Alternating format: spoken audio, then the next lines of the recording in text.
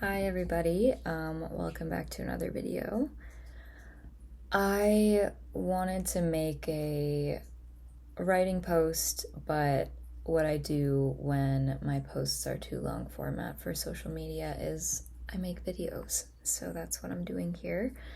It's been a minute since I've kind of talked about something on these lines, so I feel a little awkward and crusty, but I'm gonna push through it because this feels really important. And yeah, so I feel clunky, but I just need to get back into the flow of speaking about, whatever topic. So I don't know what I'm going to title this video yet, but I was thinking something along the lines of self-regulation is dead. We need to hold each other. And there's a lot to this.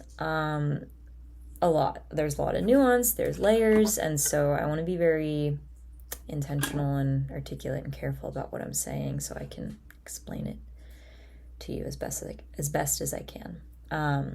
So when I say self-regulation is dead, I don't mean that the concept of self-regulation is invalid in my eyes, because every human spends time alone at some point. I think for as long as, humans have been around, I don't know, but I think, sometimes the men would go out hunting, sometimes the women would go out foraging, or vice versa, or whatever. It's like humans, a human thing is getting absorbed in your task, in your craft, in your world. I'm just going to turn this off. It's making too much noise. Yeah, so in these solo absorbed, almost transcendent kind of activity states, people experience a form of regulation.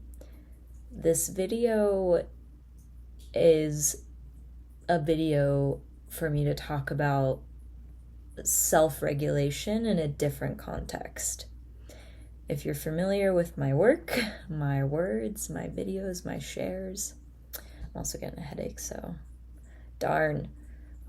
But I really want to talk about this.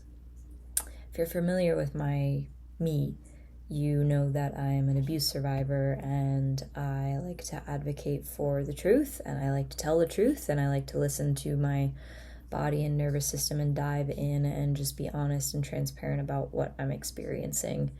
And a lot of it, when I share, is kind of meant to fight against the parts that I've internalized that tell me that I'm wrong to feel this way, or I'm dysfunctional, or blah, blah, blah, blah, blah. You know what I mean?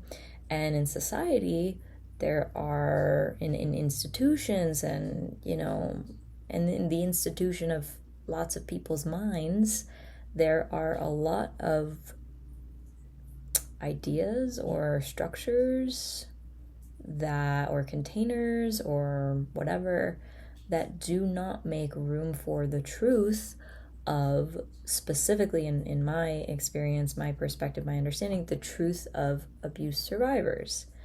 And for some reason, my background, my experience, my credentials are surviving narcissistic abuse from my mom. And for some reason, narcissism is an epidemic in the boomer generation, and I don't know, I'm sure it has more history than just that, right? I have no idea, but I know that the boomers' parents didn't have the same conveniences and resources and comfort and security immediately as their children and their children's children, aka, us. I don't know what generation I am. Millennial. I was born in 98, so I don't know what that counts for. But anyway, so I've survived narcissistic abuse, and I am still working through a lot of the internalized trauma of that. And different traumas, different layers of the trauma come out and surface in my life in different situations. So, I'm living my life right now from the perspectives that I'm living it right now, and so this might not resonate. I mean, this is not going to resonate with everyone. It's going to resonate with a few people probably, but I need to say it anyway. So I had a therapy session recently, and I adore my therapist. She's like the first one that I really feel pretty solid with. And I've been seeing her for under a year, but quite a few months. I think since like February maybe, and it's now almost October. Yeah, and this she is different than every therapist that I've had in the past. She feels more real to me, if that makes any sense. But she's great. So some of the things that I'm going to say they're not about her, but they're about my previous experiences in therapeutic situations that have been kind of harmful, not necessarily intentionally harmful whatsoever, but they were missing something that I needed, that I didn't get. And I just want to talk about that to validate other survivors who have this unmet need specifically, and maybe to bring awareness to people in the mental health universe that this is something necessary to acknowledge, and just human beings in general. I mean, this is super, super important. So when I say self-regulation is dead, that's like a catchy phrase, whatever. What do you mean? Like, oh, that's a strong take. Tell me more. But we're interdependent, and we know that. We stand on the shoulders of giants. Even if you have all the resources in the world to take you from point A to point B for the rest of your life, if you don't connect and co-regulate with other human beings, you're going to go crazy. I think that's just what happens. I mean, look at people who are put into isolation in prisons, for example. It's a torture, control, punishment mechanism for a reason, because it completely destabilizes a person. It has the potential to fully destabilize a person's mental stability. That was a mouthful. And I, in my previous years and years and years of therapeutic experience, I would always get to a point with therapists or coaches or whatever where I would be told to ask my inner child, ask the part of me that was traumatized, what does it need? What does she need? If you could go back in time and give that little girl anything she needed, what would you do? Would you give her a hug? What would you say to her? Would you give her any food? Would you take her anywhere? Would you give her any gifts? Or would you, I don't know, whatever. And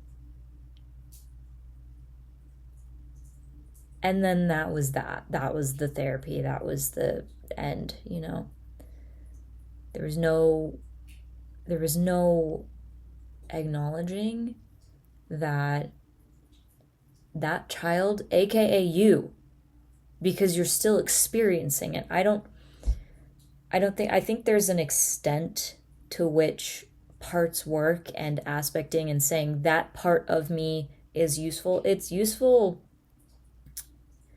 in some contexts, but I feel like I've gotten to the point where sometimes, to be completely honest, when I'm spoken to as if my inner child or a part of me is like separate from my experience, it just doesn't work, because yes, when I was 4 years old, when I was 7, when I was 8, I went through this, but that pain is in me right now.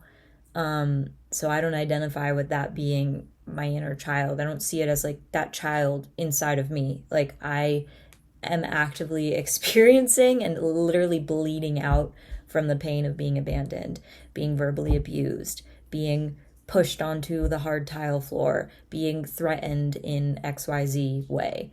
that is not pain that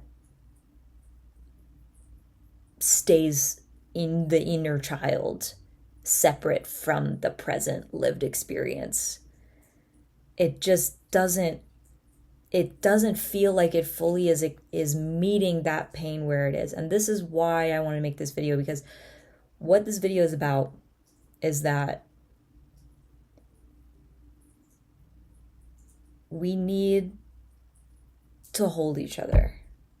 We have needs on a nervous system level. I'm speaking to a population of people who have been through abandonment or neglect or abuse or whatever it is for them, where their nervous systems are in a kind of baseline state of dysregulation or fear or whatever. And because they didn't get the opportunity to prime their nervous systems to expect and anticipate and seek out relationships where being held, being affirmed, being comforted, like being loved was accessible and available, because we didn't get that opportunity, it's like trying to figure out how to meet that in adult life in this world is fucked up. But I feel really fortunate, because this is funny and sad at the same time. I'm saying I feel fortunate because I've literally had a handful of experiences in my life where I got that. It's not something in my life that I have right now. I don't have a life partner who I can melt in their arms and cry and be held. I don't have a friend who can give me a hug. I don't have people close to me physically. I have people close to me physically, but I don't have physically proximal relationships with people that I trust, because I'm in a massive transition right now. That's a whole other story. But I've been on a road trip. I'm going through this move, so I don't have certain needs really accessible to me as much as they should be. And, it's... If I thought about ways to meet that need to be held, to be touched, to be literally coddled, comforted, to get that fill, some ideas would be making friends and building trust and having hugs, or like cuddling, having a partner. But I'm not trying to rush to find one. I'm waiting on God to send me my person, so that's not something I can control. But I'm available for it. I'm ready for it. I'm, holding out for it, but I'm not, so that's kind of crossed off the list in a way. I could also find a massage therapist and get a massage, but it's not the same, because, my body is lying there passively on a table and I don't get the experience of hugging back or like embracing, you know what I mean? It does have its benefits, but, I just want to talk about and voice how hard it is to get those physical nervous system regulating, comforting, loving needs met in like conventional society. And when I say conventional, I have lived life in hippie communes, which is not conventional, but usually in those places you can cuddle with strangers, you know what I mean? That's like the culture. However, it didn't suit me. There were things about it that didn't make me feel safe or didn't make me feel fully open or comfortable. But, when I was younger, I really ate those spaces and those people up. But I feel like I'm, growing out of those types of communities now, because there are some values and some things that I need and some standards that I have that I just can't get really met there. So I don't feel fully safe to open up and cuddle with someone that I don't know the same way that I would have 10 years ago. You know what I mean? And another time that I've experienced this, it was truly one of the most beautiful experiences of my life. But when I lived in Southeast Florida, I was part of a women's circle group in Miami. I would drive an hour and 15 minutes, like twice a month, to meet with these people. And they kept me floating in my life during a time when I was going through a ton of loss and change and everything. And that was actually before my transition to New York, which was very similar to the transition that I'm in right now, in the sense that I literally followed my dreams and my intuition towards a place that I'd never been to find home. And I was on a road trip for 4 to 5 months. And then I found home eventually in New York. And when I was pre-transition, when I was living in Miami and Fort Lauderdale, I was part of this women's circle with these amazing women, and some of them I'm still like loosely in touch with, not like closely or anything, but they're there. We send like a little message here or there. But there was one day, I have a hair in my eye. There was one day at the women's circle when this one girl came, and she was emotionally frozen, and she was feeling so heavy and couldn't even like utter many words. And the facilitator of the circle, who was such a amazing, beautiful person. I mean, she is, but I haven't been in touch with her in a while. But it was just such an incredible experience being close to these women, for so many reasons. But she suggested, if that person was comfortable with it, everyone in the circle could hold on. Oh, I gotta pause this. Okay. She suggested everyone in the circle could gather around that girl and hold her. And some people would like cup their arms underneath her, or like be like a backrest for her, and just like hold her like she was laying down and like being held by, I don't know, like 15 or 10 or whatever, like some number like that of women. And the invitation was for her to simply be held in whatever weight she was carrying, silently, with reverence. And this girl slowly, over the course of maybe like a few minutes, started to regulate. And it was stunning to witness and to experience, to be a part of.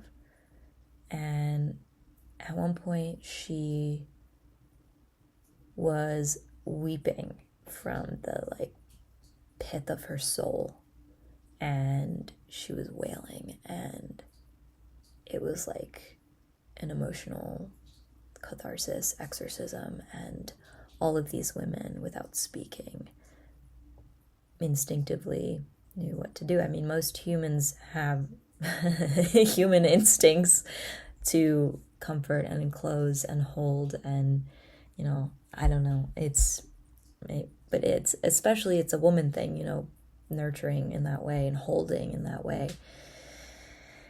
And so these women held this girl and cherished her while she was just weeping, and we all kind of closed in and hugged her tighter, and it was just stunning. And she had that release, and she was able to speak clearly and articulate more afterwards, and she was smiling and laughing, and it was fucking beautiful.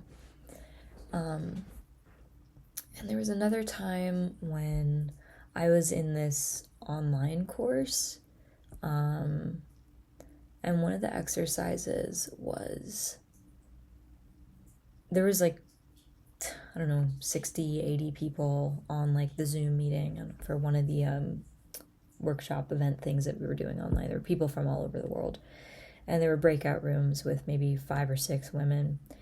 And the objective was to highlight one person at a time, and all the other people not at the center would speak truths that rose up from their bodies of what they were observing about the person in the center, kind of with the intention to support, love, encourage, validate, just witness who was in front of them. And the person being witnessed, their instruction was to feel somatically. If you don't know what that means, it means pay attention to the physical sensations in your body, temperature, texture, contraction or expansion in your muscles, freeze or, looseness, fluidity, whatever. Observe the physical sensations that arise in your soma, in your flesh, as you're receiving the words that these other women are speaking to you. A lot of people, have trouble receiving compliments. And for example, right? So those people have energy that's stuck or uncomfortable or painful when they hear certain words. Maybe compliments were, I don't know, there's some, whatever. The point was to observe sensations that arose when, these other women were showering you with witnessing words of affirmation. And your job as the one being witnessed was to follow those sensations. For example, if someone said, I see such a beautiful, powerful person in front of me, if someone said that to you, what you would do is you would notice where in your physical body, what part of you lit up, what part of you went numb, what part of you feels expanding, feels expansive, like it can breathe, wants to open, what part of you feels like hiding or defending or getting tense, and to pay attention to that and allow whatever movements wanted to come up as a result of that feeling, of that response, of that reaction. Allow those movements to be done, and you could be still, or if you were moved to, or you could recoil if you were moved to, or you could open up and stretch if you were moved to. That was the point. The point was to let your body speak and be heard and be seen truthfully, not hiding anything, not pretending to like or dislike what you were hearing, but being honest and being exposed and being real. That's not something that we're taught in public school. That's not a part of standard education. It's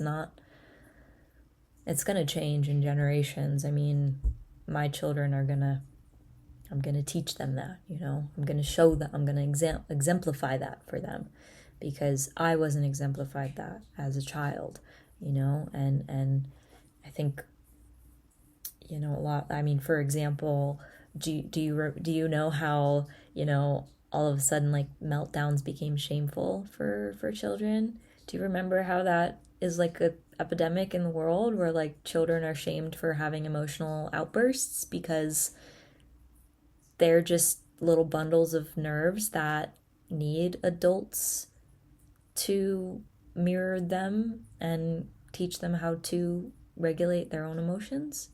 That's a good definition of self-regulation, is having a mirror who can model that to you, not someone who shames you, isolates you, shuts you down, and throws you out in the trash because you're yelling too loud or you're not pleasing them or whatever the fuck. That's bullshit. Our responsibility as people, as future parents, is to teach our children, to model to our children, to lead our children, future generations, and our peers, and our predecessors, our ancestors, people that came before us, to show them what it means and what it looks like to create safety and honesty, and to let the truth of the condition of your nervous system be visible so that you can be met. But how do we do that when it's not safe in the world? It's like, so for me, I don't have safe spaces right now that I can share that with people. I don't know anybody except for my therapist who I feel comfortable getting my needs met from. And it's sad how normal it is, But this is why I'm making this video, and this is kind of part of my central purpose of why I'm alive, because those few things that I experienced in my life where, I was one of the people who held this woman while she sobbed, and I was part of this workshop where we were witnessing each other and unfurling in the most profoundly beautiful way, and a handful of other times. I mean, when I lived in the hippie communes and I would have cuddle puddles, and I had some of the coolest, most connective experiences in those places. But, there was always something missing. I never had that like fundamental, safe loyalty, trustworthiness, that made me feel like I can continue to lean into this, like I couldn't, there was too much transience in these hippie communities to actually pursue a connection with longevity. And for a bunch of different factors, life, whatever, I don't have that right now, but I am absolutely 100%, that is my vision for the rest of my life. That is what I want to build. That's what I want to build in my family. That's what I want to build in my community. And to be honest, there is a part of me that is, I finally have enough energy recovered from the pain of this to actually say out loud and share that I am desperate beyond my ability to feel that desperation anymore, to have safe co-regulation, and I don't know where to look for it anymore. And so I've thought, well, I just need to create it or talk about it and let it free, let it be seen, be heard, make this visible, because I need that for myself. And I also know that there are people who might watch this and not even recognize what I'm talking about within themselves. But what I'm talking about is not a unique experience. It is not a unique experience. Most people just go numb because that is survival, sadly. And I honestly grieve. This is going to make me cry talking about it, but I grieve the parts of myself that I had access to when, or the parts of myself that felt free and like they could breathe when I did have that safe, co-regulating place that I could go back to, whether it was the women's circles or my hippie communes or a dance, contact improv, or an underscore, or a cuddle puddle, or a retreat, or something like that. But the thing is, I grieve, and I long for this beyond my own comprehension and beyond my capacity to hold how much this hurts to want, because of how wrong it is that it's missing. But I grieve over the fact that my needs are not available presently. There is no bypassing that. There's no fixing that. There's no shaming that. There's nothing wrong with that. But it is a fact. And it is a catalyst for me making this video. And it's going to be the catalyst for the legacy that I leave on this planet. This is my purpose. This is my mission. This is a part of it. This is a part of my mission on Earth, is to tell other survivors, other people who are crippled inside from not having the safe relationships to meet you where you are at, and to hold you, and to hug you, and to love you. That is a need. That's a need. It is a human need. You know what happens to an infant when they don't get touched? They die.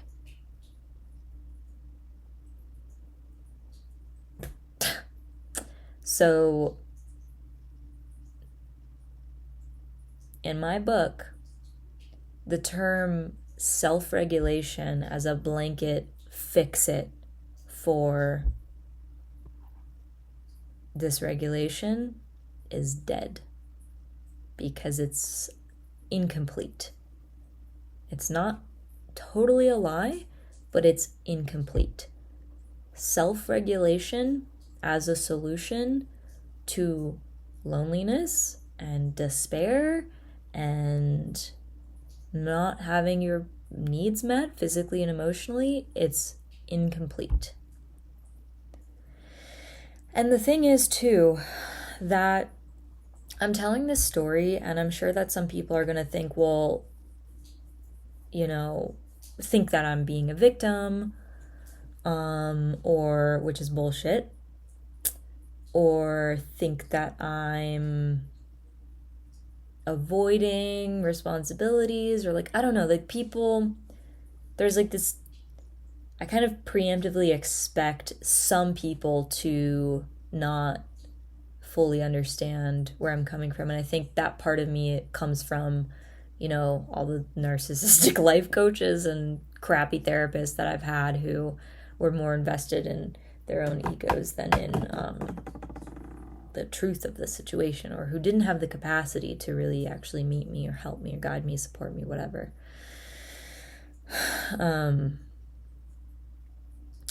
this isn't about blaming one person, but it is about taking a challenging look inside and being honest with myself that this is actually what I need, and some people aren't willing or able to give it to me. So, okay. But then how do we, as a community, as a society, create spaces for people like me and like you who resonate with this? If you're here, if you resonate with this, how do we create spaces that are actually safe and available? And what does it look like to build structures or meeting places, or even start conversations in society where people who have a history of neglect and abuse can begin to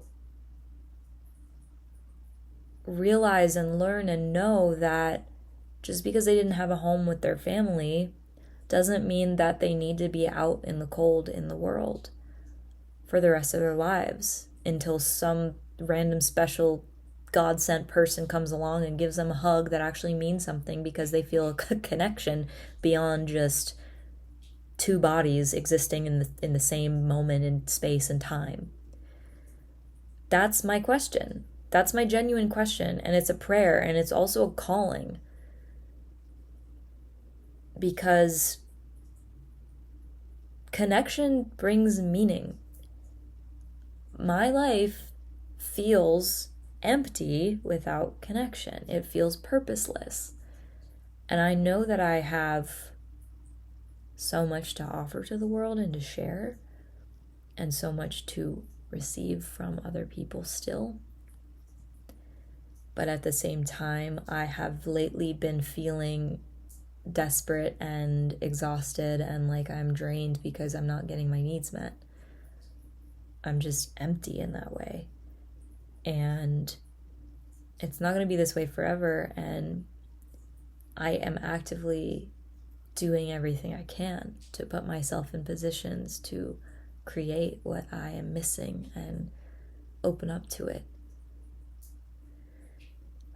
There's so much emotion here for me. And it's tough. It's tricky. Because my vision is not something that myself alone as an individual can hold and sustain and push forward. It's something that is going to require a whole big group of people. But I wanted to put my voice out into the world to say everything that I've been saying. That my needs are valid and your needs are valid. And it's okay that I feel desperate, isolated, lonely, sad, depressed, angry, the whole gambit. It's okay that I feel that way because I grew up abused and I was abandoned by my whole family, and I can't rely on my family. I'm estranged from everyone except one person, my brother, because everyone else either ignored me or failed to show up when I literally asked for help, or narcissistically abused me. I mean, every person in my family, this is just my situation. And yeah, I know I'm not the only one. Like, there are people who are estranged from their families or currently surviving narcissistic abuse or systemic abuse of some kind. There are people who are being taught by literally every single person close to them that they deserve to be left out in the cold, that their needs are inaccessible. And that was my life.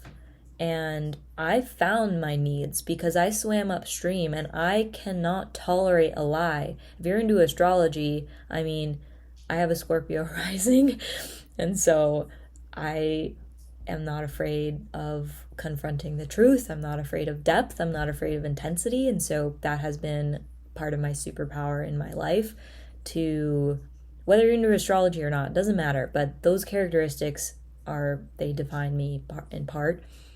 And because I swam upstream and I didn't settle for convention and I didn't settle for things that didn't sit right with me, and I was lucky to have instruction and guidance and empowerment from the right people at the right times in my life to set in stone psychologically certain truths that anchored me throughout my life as I sifted through all of the lies, all of the abandonment, all of the half-assed inconsistency, no effort, whatever, all of the things in communities or relationships that my early childhood experiences taught me to accept and expect.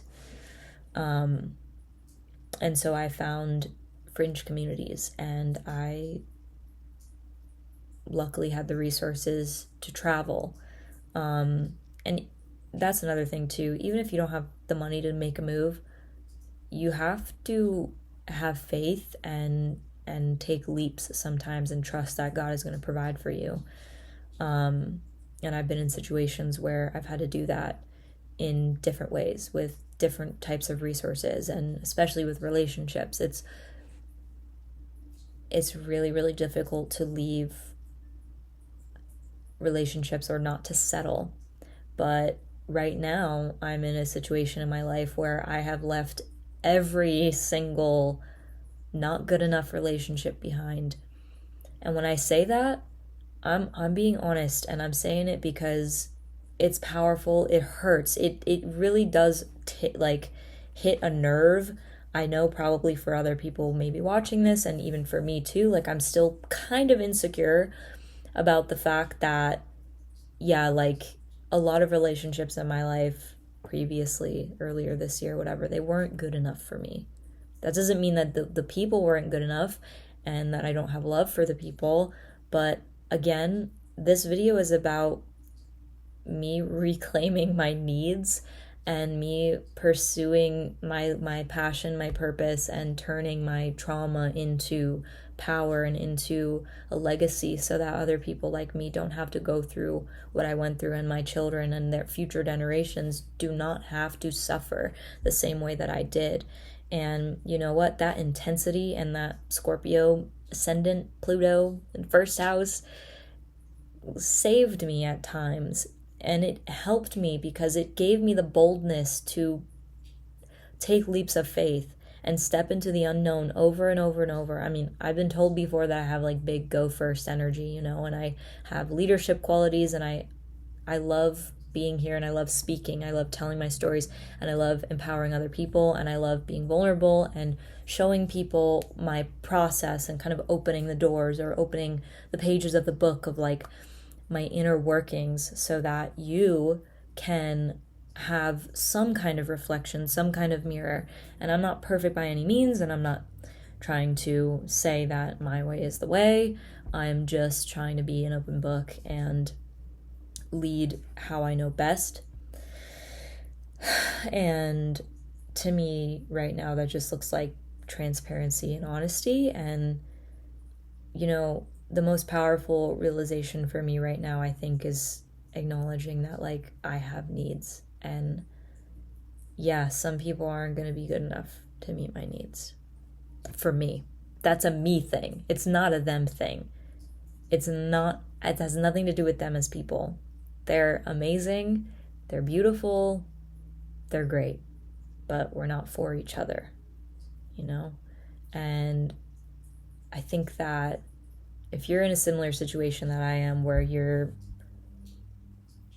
recovering from abuse and you feel chronically unmet in your needs, or you feel afraid that no one's going to want to meet them, or whatever, any of these other limiting beliefs that your abusers taught you and the lack of fulfillment taught you to expect. It's like your nervous system was primed to expect not enough. So there's healing and power in reclaiming as a part of your identity that certain people and situations are not enough. And that doesn't make you bad. It doesn't make them bad. And it doesn't mean that letting go of them or of the situations is a death sentence. It doesn't mean that it doesn't mean that it marks your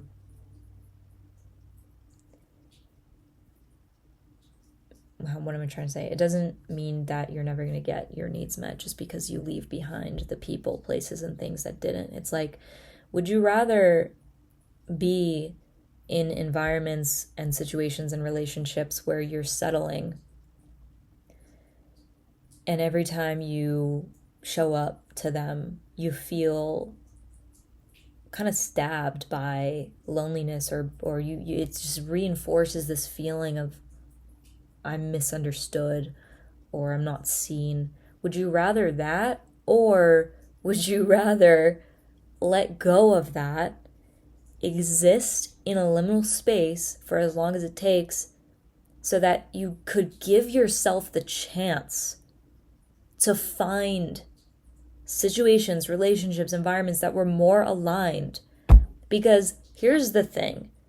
You would not long for what you long for if you weren't designed to receive it, if it wasn't part of your destiny. And that's what I did. And I have literally, for the past July, August, September, for the past 3 months, I have come face to face with my own rock bottom more and more and more than I ever have in my life. And I've already lived through hell that I can't even name here. I have other videos on my channel. You can check those out. Give you a taste of the flavors of hell that I've lived through. But this period, I went through total family estrangement, finding out that my mother committed 10 years of financial fraud against me and pursuing lawyers, confronting her about it, and finding out that she basically stole my belongings and put them in a storage unit and acted like she was helping me. And so to take back control of my controlling narcissistic mother, I literally had to fly across the country and book a move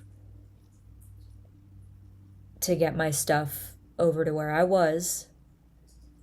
Okay, dealing with a controlling mother, finding out about the fraud, family estrangement, traveling alone,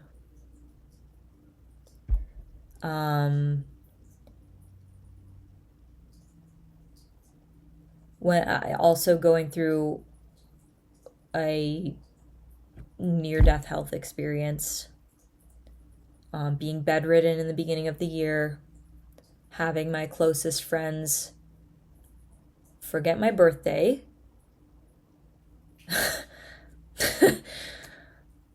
when it monsoons, it's tsunamis. You know what they say, when it rains, it pours? Well, when it pours, it's actually a monsoon, and it's actually a tsunami, and actually it's an earthquake, and actually there's a meteor coming on the planet, and actually the meteor is, pooh, it just exploded the earth, and now you're floating out into space and you're dead.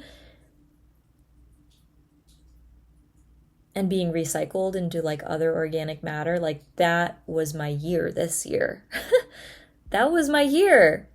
And it's still going. It's still going. And I went through all that. I let go of the relationships. I let go of my family. And I left across the country. 3,300 miles I drove my car. Oh, I drove more than that. But the distance from where I began to where I wound up was 3,300 miles. I did all that, and guess what? In the meantime, I followed my dreams. I followed my soul calling. I followed what my intuition guided me towards. I followed literal prophetic dreams, which is a story and a topic in its own right. It's like a whole other thing. And I did the same exact thing following literal dreams too when I lived in New York. So I did that, and I upped my standards. I kind of started grounding them. I said no to situations and connections and events and environments that once fit me but no longer did. So I grieved that. And I went to meetup groups and events, and I put myself out, and I went on dating apps, and that went nowhere. I went on friendship apps. I went on lots of hikes. I went to lots of national parks, and I moved my body, and I continue to cultivate and reclaim my health. And I'm doing the good thing, and I'm pursuing my dreams, and I am actively putting myself out in the world. I am available for the connections that I want and that I need. And I'm still searching for home. I don't know where my permanent home is going to be. I'm still looking around, so it makes it a little hard to build, but that is a priority. And so that's kind of where I'm at.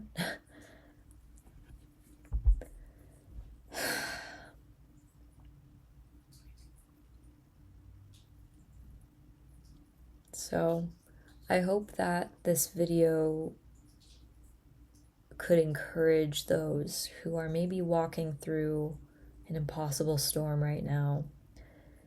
For anyone who has a dream and a vision or a longing in their heart, even if the longing is too raw to name, or you feel too numb around it to even cry about it, this is for you, to remind you that in choosing faith and stepping out into the unknown and releasing the things that were not fully meeting you, you are doing something that requires tremendous faith and tremendous courage, and I am doing the same thing here with you. So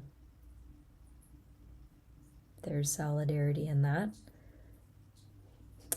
And I also just want to encourage people who feel stuck in situations. You're not stuck unless you're actively being threatened and held against your will, and your literal safety is threatened to move out of your feeling of being trapped. Then you're not stuck. But if you feel mentally trapped in the situation that you're in, and if you feel like if you just have the question, maybe I'm settling, maybe there's something more, I just want to encourage you and remind you that it is your birthright to have everything you want and more. And anything else is a lie. Your life that you create only happens because you actively agree with it. The fairy tale life, that like Disney dream fairy tale life, is not feasible to some, but it's reality for others. There are people in the world who are living a fairy tale, their own personal fairy tale. It is possible to be a good mother after a good parent after being narcissistically abused. It is possible to find a nearly perfect love after abusive relationships. And I'm not saying that because I've lived it, but I'm saying it because I want it. I want it. And I know it exists. So I'm not going to settle. And when I say perfect love, I don't mean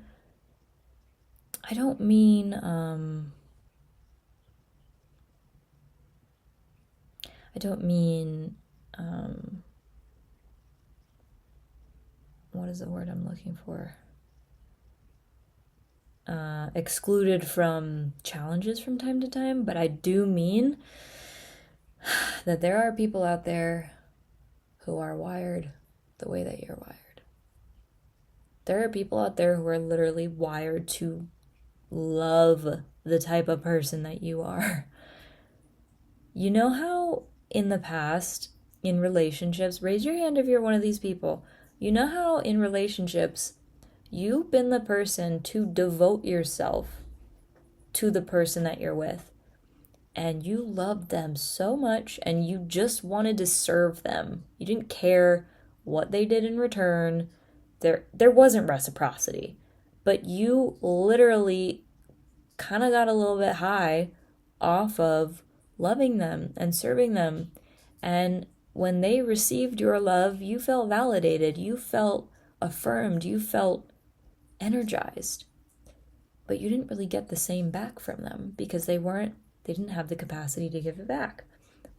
I was in that situation recently, and on the bright side, it reminded me that, I don't think I necessarily needed this to prove that to me, because faith is all the proof that I need. But coming from where I came from, it did give me tangible evidence that if I'm capable of like loving someone fully and they are able to receive it and they eat it the fuck up, then there's someone out there for me who is capable of loving me and I can eat it all up and we can reciprocate, and it's just gonna be, we're going to water each other's forests for the rest of our lives, and it's going to be, that's perfection to me. That's what perfect is. It doesn't mean, whatever. And then people talk about like, oh, it's not possible to get your needs met 100% of the time. But it's like when you're in friendships, relationships, situations, environments where there's genuine compatibility and a genuine desire to serve, then you don't have to worry about anything going unmet, because there are people who are designed to meet you just how you are. And you are designed to meet other people just how they are. I want you to think about in your life who you have had a profound impact on.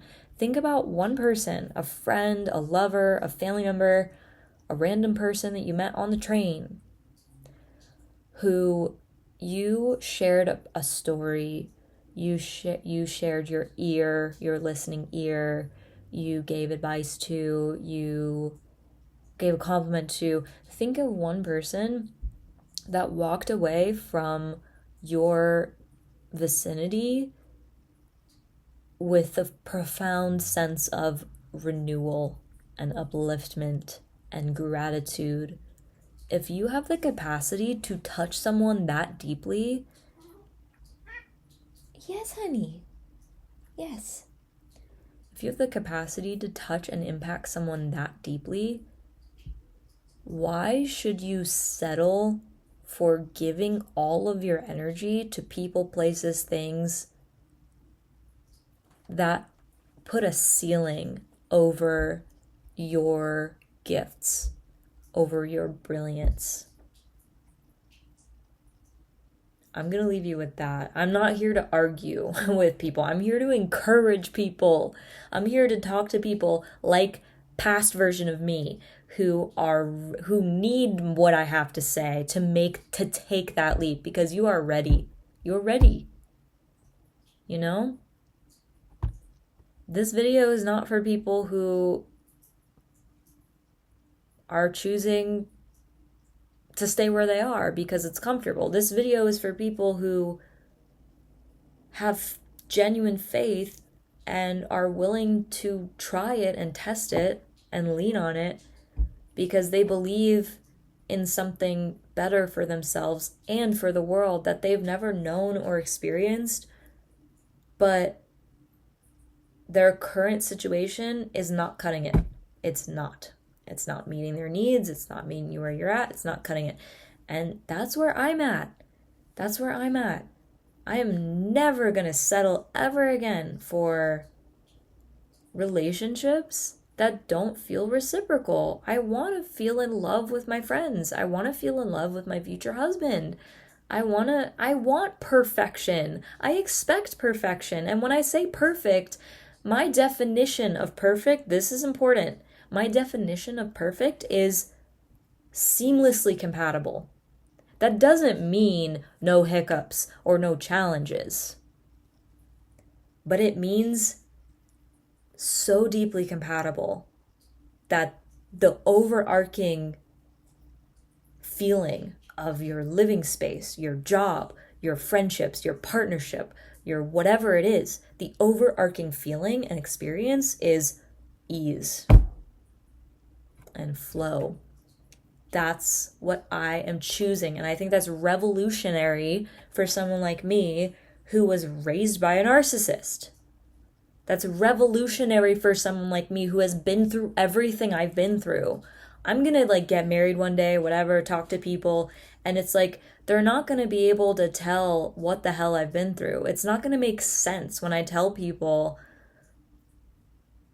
It's just not. And that's what faith does. That's what faith has the power to do.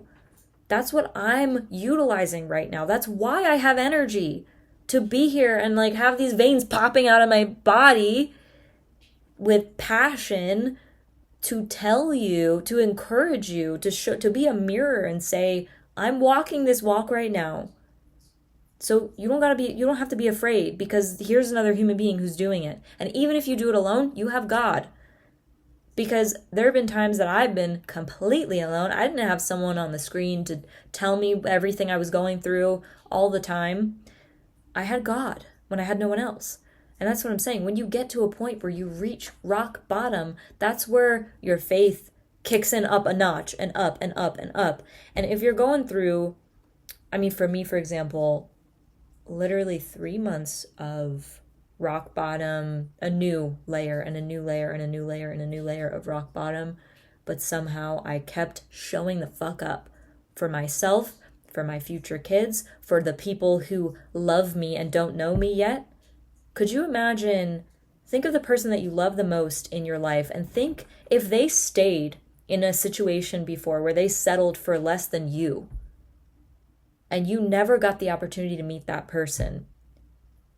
If you are making the choice to stay comfortable, you're basically robbing the people who are going to love you even more from the opportunity to even find you. Because first you need to be available and literally let go of attachments to the things that are draining you. And in that experience, you're going to hit rock bottom because it needs to happen. It's just a part of the process. And God has you can't control divine timing. The whole manifestation thing, whatever, it's people like to think that they have control over life circumstances, but they don't. What you do have control over is how deeply surrendered that you get. And the more surrendered that you are, the more available you will be to receive your blessings when they come to you. The blessings that were hand carved by heaven to fit your soul. But first you had to let go of the lies. First you had to let go of the things that were draining you and keeping you imprisoned. And in a way, being alone, truly alone, is freedom, because it shows you that you actually have nothing to lose. So you may as well leap more fully into who you are. You have nothing to lose by telling the truth.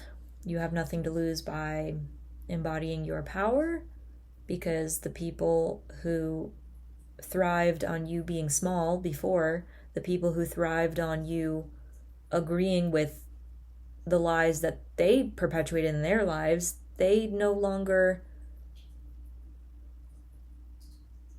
are a force that you're tricked into thinking that holds you back, from really being yourself, from stepping into your power. So, and this is not a direct overnight thing. This is a process. It's a commitment.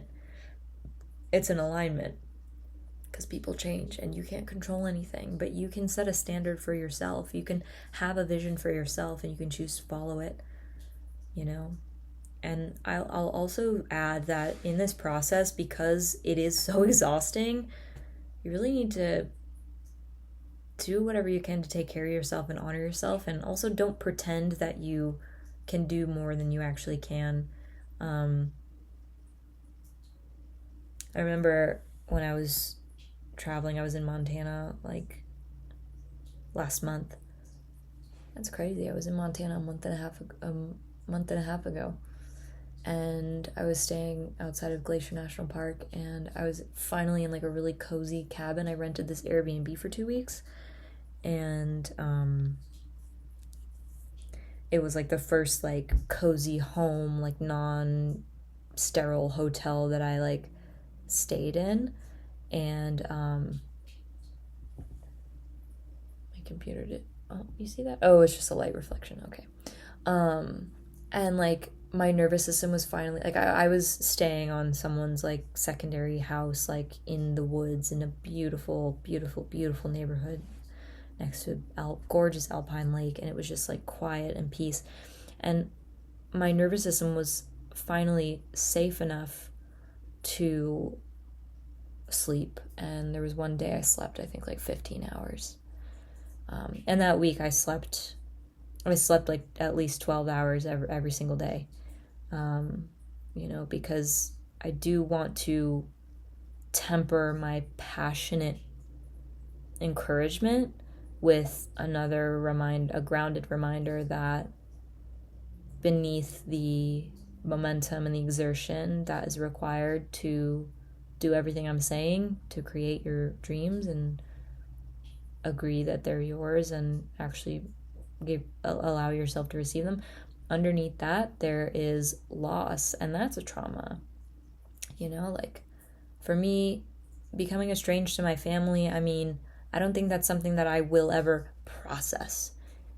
It's like grief. It comes in waves, it comes in layers. My sister committed suicide, bless her soul, in 2015, and it's now a little over 10 years after the fact, and now and again I still feel a wave of grief. I still feel the loss of her deeply. I feel it cut deeply. And then there are some times when I feel light, and I can feel her presence in other people. It was amazing. After she passed away, I could see her so vividly in so many people. I swear to God, but when you choose to let go of old relationships or leave relationships that don't fit you, or environments that don't fit you, or jobs that don't fit you, or things that just don't fit. They don't work for you. They're not good enough for you. And it's okay to say that. It's okay to own it, because it's not about them. It's not about you bashing them or making it about anyone else but yourself. So when you leave people, places, things that aren't good enough for you, it's traumatic. It is traumatic because it's painful. It's an emotional injury. It is a detachment, and that hurts. It's an attachment wound. It's an injury. You can't deny that process. So what I'm saying is, equally pursue your passion, your dreams with faith, and also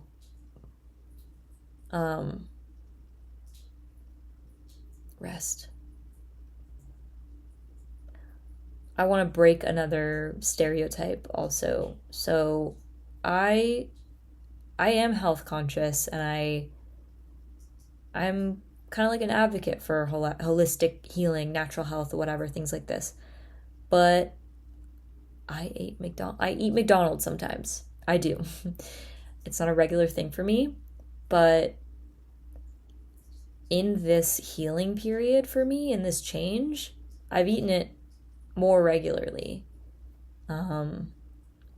than historically, because when you have no support system other than a therapist you talk to for an hour once a week, an hour and a half once a week, maybe more, when that's it, and maybe you'll go to an event online or in person here and there, maybe talk to an online friend. I mean, for me, that's what my life looks like right now. And to fill in the gaps, sometimes that looks like McDonald's. Sometimes it looks like buying a bottle of nail polish and spending, $8 on it, because it brings you peace in that moment. Sometimes that looks like sleeping for 17 hours. Sometimes that looks like doing some thing that maybe is not something that you would do when you feel healthy or powerful. I want to be completely honest right now, because I really want this to have an impact, okay? I really, really want this to make an impact. And this is sensitive, this is personal, but I'm telling it for a purpose. But one of the things that I did to cope, I don't do drugs, I don't do substances, whatever. A lot of people are, I don't know, it's everyone's capacity, everyone's levels of discipline are different. And I think I'm going to say what I'm about to say just to make it okay. And if you have a problem with it, then that says more about you than me. You know what I mean? But one of the things that I did to cope was watching porn. And it's not something that I do. And it's something that I did when I was younger, like in high school, and throughout my young 20s, now and then. And it's something that I've let go of. And however, there were nights that I was so in fight or flight, and I've done the breath work, I've done the meditation. I didn't want to do that. I could not tolerate sitting there and waiting for my parasympathetic to activate with breath and sitting with all the trauma and all the thoughts. So I went for the quickest fix I could think of, and I watched porn for the instant gratification of relief, for release. And I'm saying this to validate and make normal the fact that human beings are not meant to, how do I even put this into words? We're not glamorous. We're not supposed to be glamorous. We're not supposed to be perfect. We're not supposed to be hyper disciplined 100% of the time. We're not supposed to have our shit together. We're supposed to live life. And when we reach our capacity, when we're stretched beyond it, we're supposed to grasp for things to cope. That's how we're wired. And I'm not a monk.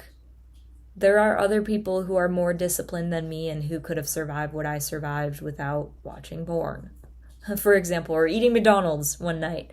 Those are things that I'm not ashamed of them, but they're super, super, super vulnerable because anybody could take what I just said and decide that I'm this or that, you know what I mean?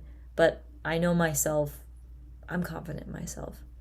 So I feel okay with admitting that and saying that. And I'm doing it for a purpose. And if you're here still watching this, then I think that this video is probably serving you too. And maybe you can think about moments in your life where you were pushed beyond your capacity. And maybe you, I don't know, if you're, I don't know what your guilty coping mechanism is, or what habit that you do that you're ashamed of, or what coping mechanism that you use that is not ideal or your favorite. But I'm just here to tell you that you gotta just see yourself and accept yourself and understand that. Give yourself grace because we have limits. And the fact that you've survived what you've survived already is a fucking miracle. You know, I'm sure that if this video is your video, then, you know, you've also survived things that are unfathomable, unimaginable. And also, every human being has a different nervous system, a different capacity. So if you're gonna judge someone for not having the same capacity as you, or not being as disciplined as you, or not even that is even realistic, because you can't compare discipline levels really when it comes to how people cope with their limits. Like, everyone has different limits. It's so freaking nuanced. It's so individual. And that's why if you're going to judge someone for having a weak moment, then that says more about your inability to understand yourself than it does about them. That's what I think. So,